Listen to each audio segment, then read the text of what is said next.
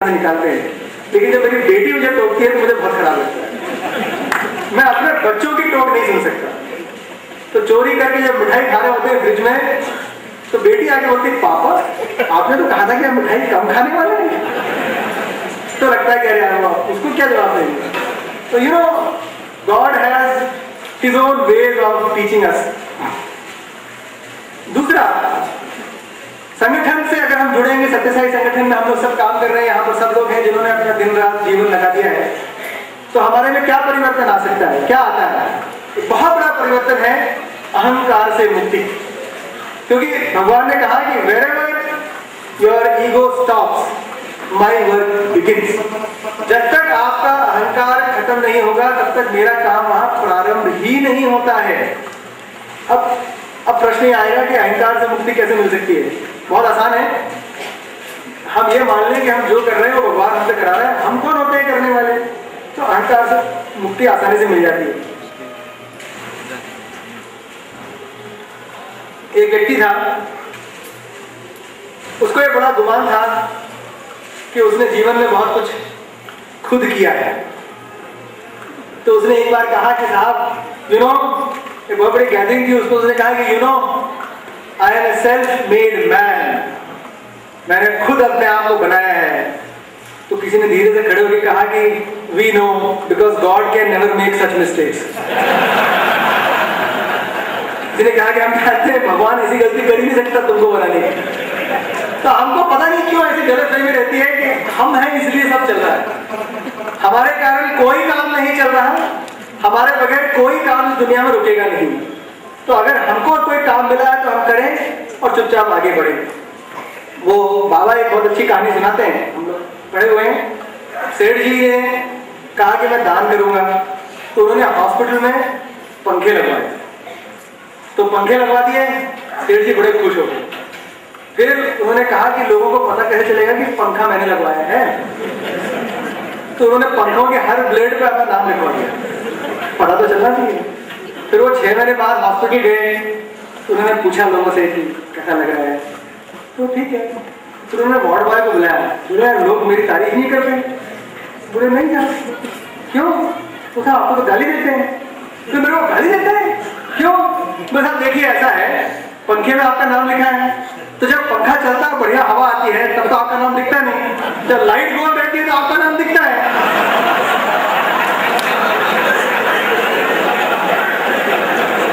तो पूरे टाइम वो पंखा चलते हैं और आपको नाम देख के गाली देते हैं, अरे एक तूने पंखा लगाया चलता तो है नहीं।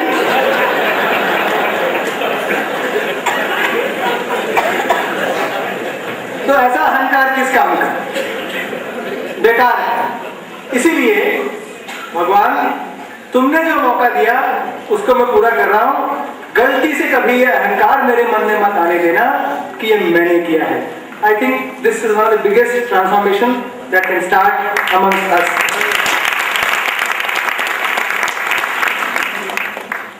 दूसरा एक ट्रांसफॉर्मेशन जो हमें आ सकता है और आना चाहिए, वो है पॉजिटिव एटीट्यूड, सकारात्मक दृष्टिकोण। हम किसी भी परिस्थिति में नकारात्मक होंगे ही नहीं, तो कोई क्या मेरा बिगाड़ लेगा। अगर कोई मुझे नेगेटिव कर ही नहीं पाएगा तो मैं हमेशा स्वतंत्र रहूंगा, हमेशा प्रसन्न रहूंगा, जीवन में कभी चिंतित होऊंगा ही नहीं। क्योंकि एक तो मैंने आपको शुरू में फॉर्मूला बताया कि भगवान हमारा बैकअप है। तो जब कोई समस्या आउट ऑफ कंट्रोल होने लगे तो आंख बंद करो, भगवान को बोलो कि अब तुम संभालो, मैं तो निकला बाहर। तो वो तो बैकअप है ही है। और जब तक हम खुद कर सकते हैं तो पॉजिटिव रहिए। पॉजिटिव रहने में जीवन में इतना आनंद है कि कोई चीज नेगेटिव फिर हो ही नहीं सकती। एटीट्यूड की बात है, ये हो सकता है। एक व्यक्ति घर से बाहर निकला, बढ़िया सूटेड बूटेड, शादी में जाना है, तो बाहर निकला और जैसे ही रोड पे आया तो ऊपर से एक कौवे ने नए सूट के ऊपर बीट कर दिया। अभी स्टैंडर्ड रिएक्शन क्या है? ऊपर देखो और कौवे को ऐसी गाली दो कि अगर वाकई में दुर्वासा होता तो भस्म होकर कौवा नीचे गिर जाता। लेकिन किसी का पॉजिटिव एटीट्यूड होगा, सकारात्मक दृष्टिकोण होगा, तो वो क्या कहेगा? धन्यवाद भगवान कि हाथी नहीं उड़ते।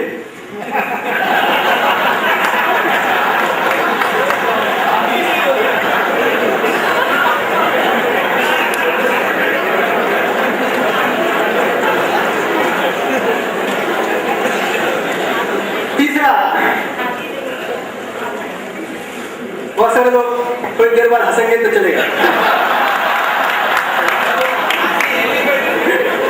एलिफेंट नहीं, हाथी तो समझ में आना चाहिए सर।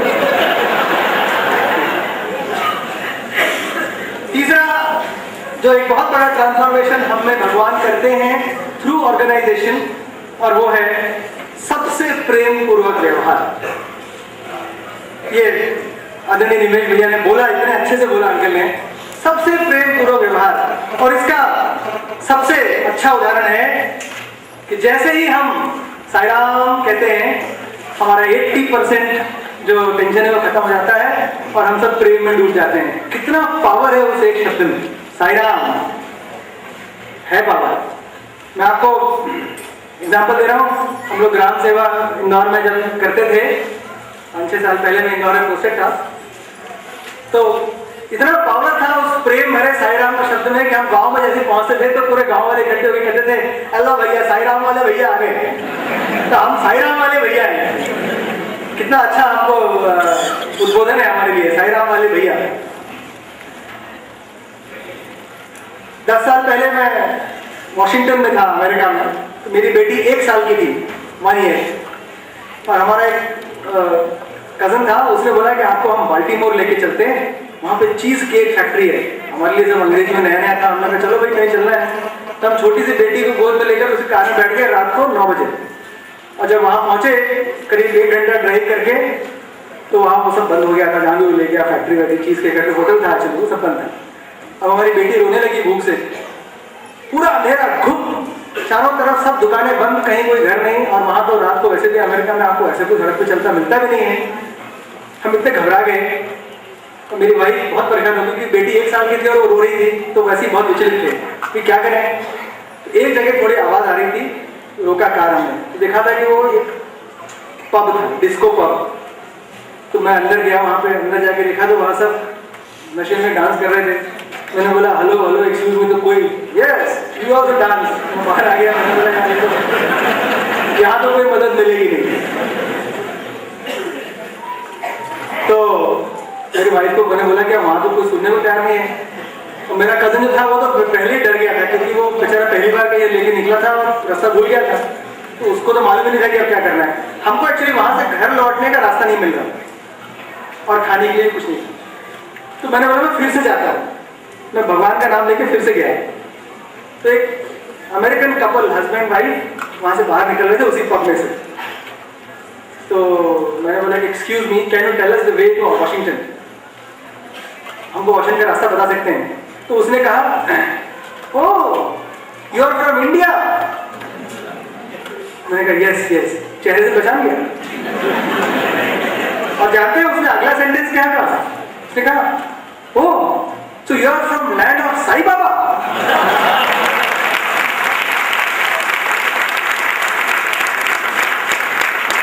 और इतना ही नहीं, तो मेरा तो बिल्कुल आप सोच सकते हैं कि उस समय जो प्रेम की अनुभूति होती है कि भगवान का नाम आ गया, मतलब भगवान का नाम, he is going to take care of me now. और उसकी जो वाइफ थी वो मेरे कार तक गई, जहाँ पे कि मेरी बेटी को गोद में लेकर मेरी वाइफ कार के अंदर बैठी थी, और उसने झांक के बोला साईं राम, ऐसे किया। वो जो एक साईं राम का जो पावर था, प्रेम भरा, उसने हमारे सारे कष्ट जो पिछले 3-4 घंटे के हम टेंशन में थे सब दूर हो गए। और फिर उसने कहा आई लाइक विभूति, उस महिला ने कहा आई लाइक विभूति, और मेरी बेटी का नाम है विभूति। तो मेरा ये मानना है कि हम किसी से भी प्रेम भरा व्यवहार करें, आप देखिए 80% 90% प्रॉब्लम आपकी वहीं सॉल्व हो जाएगी, क्योंकि आपने जहां किसी से प्रेम से बोला तो सामने वाला का पूरा गुस्सा खत्म। और that is where the transformation begins, जो कि अभी भैया ने बोला।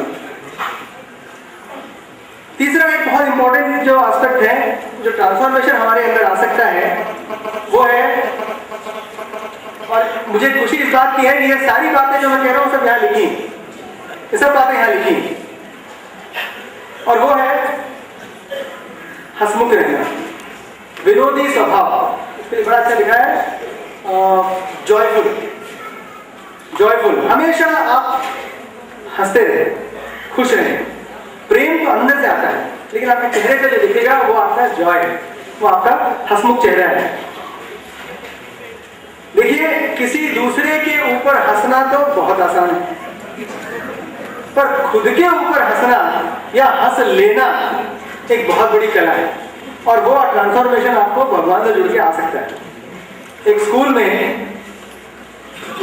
मास्टर जी पढ़ा रहे थे, तो वो कुछ ऐसा हुआ कि मास्टर जी जो है वो बार बार अपना पैंट ऊपर कर रहे थे ऐसे खिसका के, तो वो बहुत देर तक ऐसे करते हैं, पढ़ा भी रहे थे। तो एक बच्चा खड़ा हो गया, बोला कि मास्टर जी आप वो बार बार ऐसे कर रहे हैं ना, वो अच्छा नहीं लग रहा।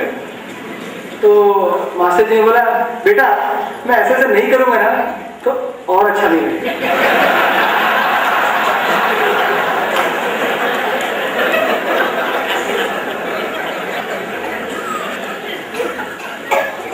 खुद पे हंसना बहुत कठिन है, लेकिन अगर हम खुद पे हंस सकते हैं तो हमने दुनिया की बहुत बड़ी जंग जीती है। अगला एक बहुत बड़ा जो ट्रांसफॉर्मेशन हमें आ सकता है वो है सीलिंग ऑन डिजायर, इच्छाओं पर नियंत्रण। ये सब चीजें हम 2 दिन में कई बार डिस्कस करने वाले हैं, हर एक पर फुल सेशन होंगे। तो मुझे पहले बोलने का मौका मिल गया है, इसलिए मैं सब चीजें बोल देता हूँ। सीलिंग ऑन डिजायर में उसके अलग अलग कंपोनेंट्स हैं, मैं एक एक पे नहीं जाऊंगा, लेकिन उसका एक ही निचोड़ है, एक शब्द। अभी मेरा फोन नहीं, एक शब्द, संतोषम, कंटेंटमेंट। हमको जो मिले उस पर हम संतुष्ट हैं तो अपने आप सीलिंग ऑन डिजायर है। और कंटेंटमेंट कैसे है? एक छोटा सा किस्सा है। एक लकड़हारा था जो कि लकड़ी काटता था जंगल में।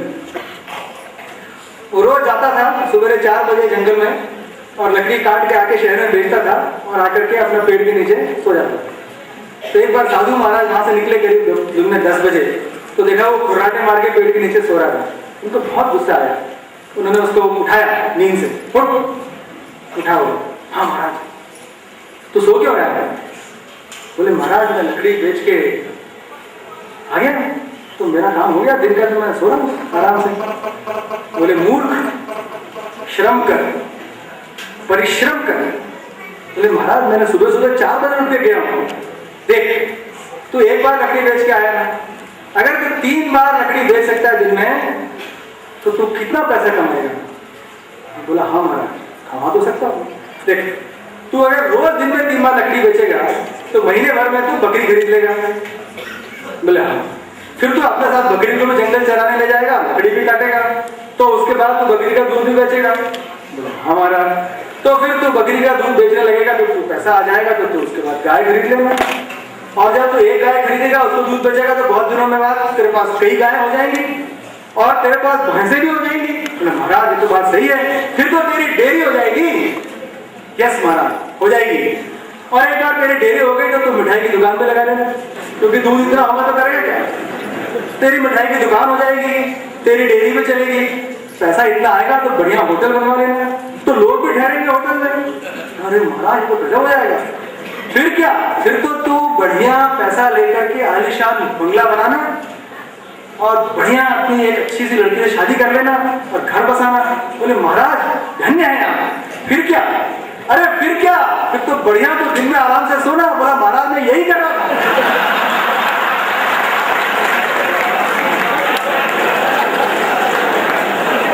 मैं आराम से सो रहा था, आपने मेरे को उठा दिया, और इस आराम से सोने के लिए मैं वो सब प्रपंच क्यों करूं जब मैं आराम से वैसे ही सो सकता।